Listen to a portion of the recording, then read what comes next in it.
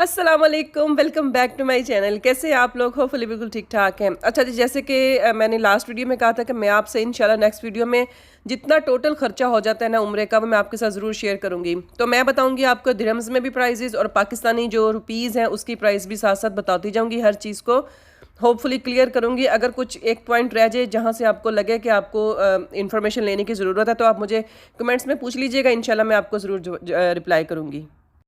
सबसे पहले बात कर लेते हैं जी वीज़ा की। जी उम्रा का वीज़ा जो है ना वो 500 रियाल में लगता है। 500 रियाल, 500 दिरहम, सेम सेम अमाउंट होती है। 500 दिरहम्स के अंदर वीज़ा लगता है एक बंदे का, और वो पाकिस्तानी तकरीबन 39,000 बनता है ऑलमोस्ट। अच्छा, रुपीज़ जो है ना ऊपर नीचे कम ज़्यादा थोड़ा बहुत हो सकता है, जैसे 100 200 500 का डिफरेंस आ सकता है, क्योंकि डेली बेसिस पे जो रेट है ना वो चेंज होता रहता है, लेकिन अप्रॉक्सीमेटली उतना ही होता है तकरीबन तकरीबन। अच्छा जी, उसके बाद वीज़े के बाद वीज़ा 39,000 पाकिस्तानी रुपीज़ में एक बंदे का आता है। उसके बाद टिकट की बात कर लेते हैं। टिकट जो है ना उसका एग्जैक्ट रेट बिल्कुल भी नहीं होता, ये डिपेंड करता है कि आप कौन से सीज़न में जा रहे हैं। अगर तो पीक मतलब वहाँ पे सीज़न है उम्रे का, आपको पता है इस वक्त जो है नवंबर दिसंबर जनवरी फरवरी मार्च, ये जो होता है ना पीक सीज़न होता है। और रमज़ान के अंदर भी आपको पता है रोज़े जो हैं वहाँ पे लोग रखना ज़्यादा प्रेफर करते हैं, तो इस वजह से इन 4-5 महीनों में बहुत ज़्यादा रश होता है। तो इन रश के महीनों में जो होता है ना वो टिकट्स और उसके अलावा बाकी चीज़ों के रेट्स जो है ना वो थोड़े हाई होते हैं। अच्छा जी, जो टिकट है वो उसका मैं अप्रॉक्सीमेटली बता देती हूँ। तकरीबन तकरीबन आने जाने की रिटर्न टिकट जो है ना वो 1200 से 1500 दिरहम्स के अंदर आ जाती है पर पर्सन की जो टिकट होती है।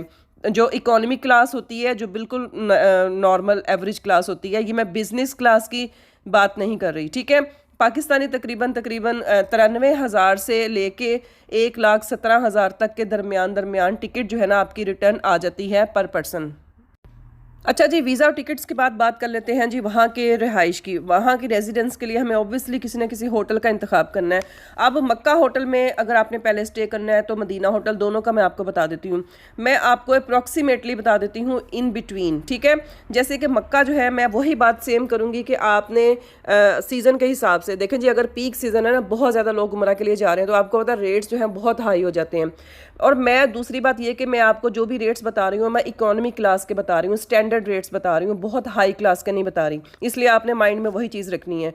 अब मक्का होटल है ना, मैंने इसकी वीडियो बनाई हुई है अपने यूट्यूब चैनल के ऊपर। आप मेरी मक्का होटल का टूर है ना वो उसकी वीडियो देख लें, आपको थोड़ा बहुत अंदाज़ा हो जाएगा। अब हम लोगों ने जो मक्का होटल जो चूज़ किया था वो हरम से तकरीबन 1.5 किलोमीटर के फासले पे था। अब मक्का में सबसे पहले ये चीज़ आप जहन में रखें, मक्का में अगर आप होटल चूज़ करते हैं ना वो थोड़ा सा दूर भी हटके होता है ना हरम से, तो आपको उसका फ़ायदा ये होता है कि मक्का में हर होटल जो वाले होते हैं ना वो शटल बस सर्विस जो होते हैं ना आपको प्रोवाइड करते हैं, जो कि बिल्कुल टोटल फ्री होती है। 24 घंटे बस सर्विस होती है, आप 24 घंटों में कभी भी हरम जा सकते हैं। वो आपको पिक एंड ड्रॉप देते हैं, बिल्कुल फ्री देते हैं होटल वाले। मक्का के अंदर ये आपको फैसिलिटी ज़रूर मिलती है। बाकी जो हरम के बिल्कुल पास पास जो होटल होते हैं ना वो काफ़ी एक्सपेंसिव होते हैं, बहुत ज़्यादा एक्सपेंसिव होते हैं, बहुत सारे लोग अफोर्ड नहीं कर सकते। ऑब्वियसली मैं उन होटल्स की बात नहीं कर रही, मैं उन होटल्स की बात कर रही हूँ जो एवरेज लोग हैं जो जाना चाहते हैं वहाँ पे। अच्छा जी, उसका रेट जो है ना मक्का होटल का तकरीबन तकरीबन 150 रियाल से 200 रियाल के दरमियान दरमियान पर नाइट जो है ना वो मिल जाता है, इकोनॉमी क्लास। अच्छा, उसका जो पाकिस्तानी प्राइजेज़ हैं वो तकरीबन 11,700 से लेके 15,600 के दरमियान दरमियान पर नाइट मक्का में आपको होटल मिल जाता है जो इकोनॉमी क्लास का होता है।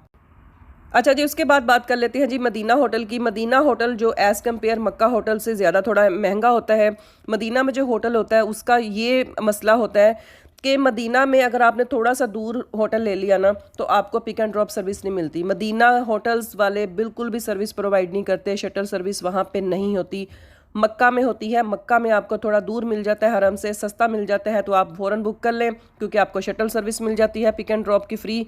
मदीना में ये सर्विस नहीं मिलती। अगर मदीना में आपने होटल थोड़ा सा दूर ले लिया ना तो यकीन करें पैदल चल चल के ना तो बस ना ही पूछें, इतना बंदा थक जाता है ना, फिर इबादत करने का भी उतना मज़ा नहीं आता। और अगर आप टैक्सी लेके आए जाएंगे तो आप कितनी बार दिन में टैक्सी लेंगे? ऑब्वियसली 5 वक्त नमाज अगर आप बाजमात अगर मस्जिद नबवी में आपने पढ़नी है तो उसके लिए 5 वक्त आपको टैक्सी लेनी होगी, और टैक्सी वाले जो होते हैं वो फिर इतना ज़्यादा चार्ज करते हैं जो कि बहुत एक्सपेंसिव हो जाता है। तो आपने मदीना में होटल जो है ना बिल्कुल मस्जिद नबवी के पास पास लेना है ताकि आप ना बहुत ज़्यादा वॉक करने से, बहुत ज़्यादा थकावट से बच जाए, ख़ास तौर पे जिनके साथ बच्चे हैं। अच्छा जी, मदीना होटल का जो रेट है वो तकरीबन 250 रियाल से लेकर तकरीबन 300 रियाल के दरमियान दरमियान आपको मिल जाता है।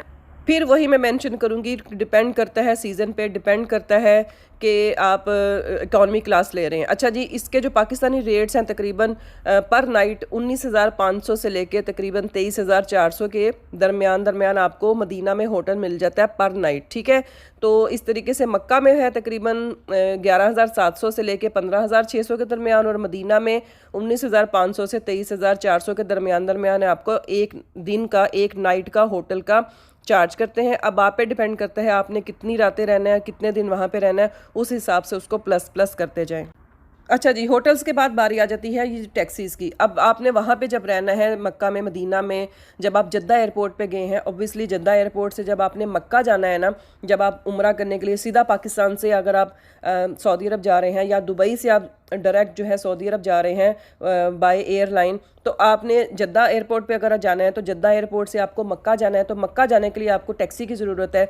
उस वक्त जो टैक्सी वाला आपसे चार्ज करेगा वो तकरीबन 300 रियाल चार्ज करेगा, पाकिस्तानी तकरीबन 23,000 रुपया बनता है, ठीक है।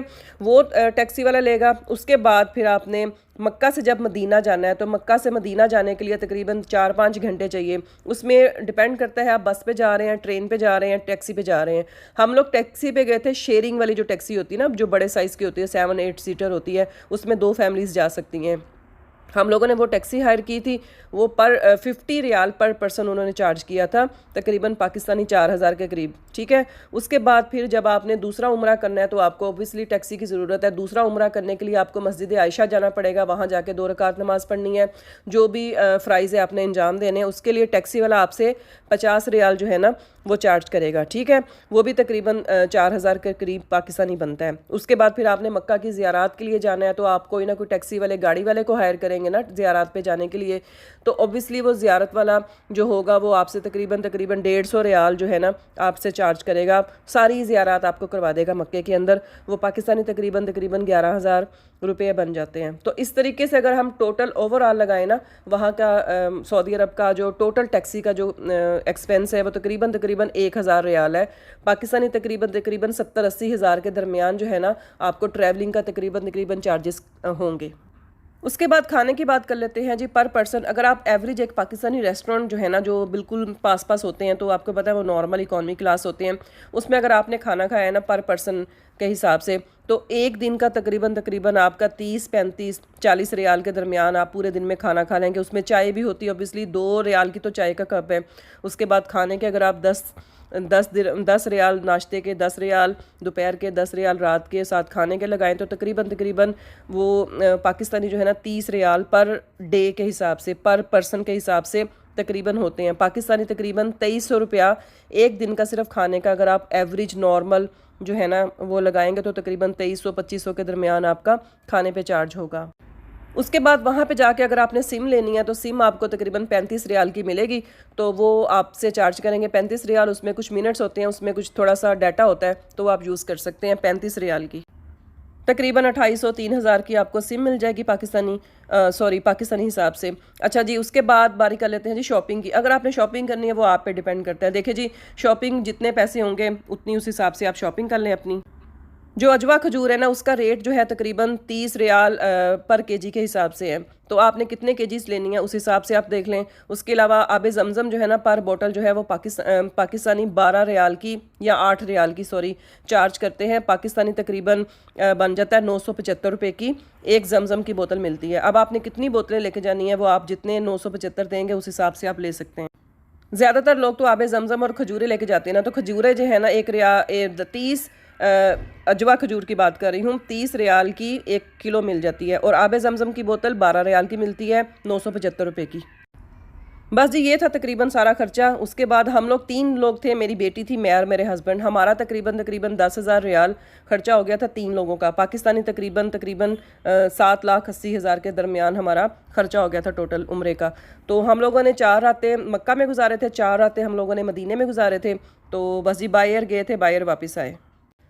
अब मैंने जितना खर्चा बताया आप उस हिसाब से पर पर्सन का मैंने बताया, तो पर पर्सन के हिसाब से आप लोग जो है ना वो तकरीबन देख लें। हाँ, आपको ये फ़ायदा हो सकता है अगर आप जैसे कि रूम ले रहे हैं ना, तो आपको ये फ़ायदा मिल जाएगा कि आप रूम शेयरिंग में ले सकते हैं। जैसे पूरी फैमिली गई है ना, 4 बंदे हैं एक फैमिली में, तो 4 बंदों के दरमियान में वो डिवाइड हो जाएगा। अगर 150 रियाल का रूम है ना, 200 रियाल का रूम है, तो 150-200 के हिसाब से 4 लोग एक ही रूम में रह रहे हैं, तो वो शेयरिंग कर सकते हैं। इस तरीके से ना आपका खर्चा जो है ना, जो रहाइश का होगा वो थोड़ा कम हो जाएगा। बाकी टिकट्स का तो आपको पता सेम रहेगा, वीज़े का भी सेम रहेगा, खाने पीने का भी सेम रहेगा। तो रहाइश का, होटल्स का खर्चा जो है ना वो आपका कम हो सकता है जब आप एक ही फैमिली मेम्बर्स 4 लोग एक ही कमरे में रह रहे हैं। तो 150 को अगर 4 में डिवाइड कर दें तो आपका खर्चा नीचे आ जाता है। होपफुली आप मेरी थोड़ी सी बात को ज़्यादा समझेंगे। और बस जी, ये थी मेरी आज की वीडियो। होपफुली आपको पसंद आएगी। अगर आपको कोई कमेंट्स में पूछना हो तो आप मुझे पूछ लीजिएगा, मैं आपको ज़रूर रिप्लाई दूंगी। बस जी, मिलती हूँ नेक्स्ट वीडियो में। तब तक अपना ख्याल रखिएगा, दुआ में याद रखिएगा। अल्लाह हाफिज़ एंड बाय बाय।